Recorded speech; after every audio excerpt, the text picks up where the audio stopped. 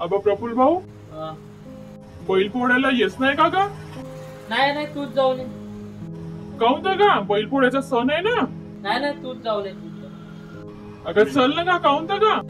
चल मग मी तरी तुझे बैल धुवून देतो, चल. तेच तर मोठी अडचण आहे दादा. काऊन? काल मी बैल विकून टाकले. बैल विकलास? हो. काऊन तर?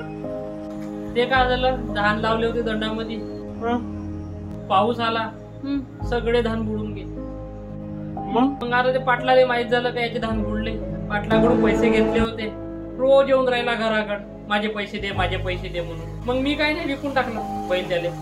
माझ्याकडे काही उपायच नव्हता. ज्या बैलानं माझ्यासाठी वर्षभर राबला त्याचा आज आनंदाचा क्षण तो सुद्धा मी साधारण नाही करू शकतो. त्या पाटला पायी, त्या पाण्या पावसा पायी, त्या कर्जा पायी बैल विकून टाकले. कशाला दिले असते का? आताच पाटलाचे पैसे, पुरबुडीचे पैसे आले असते तेव्हा दिले असते. पोटची पुरबुडी का, सरकारचा भरोसा. आता पंचनामा करून नेले, कधी देते पैसा न कधी नाही. पाटलाच्या त्रासा पायी देऊन टाकले.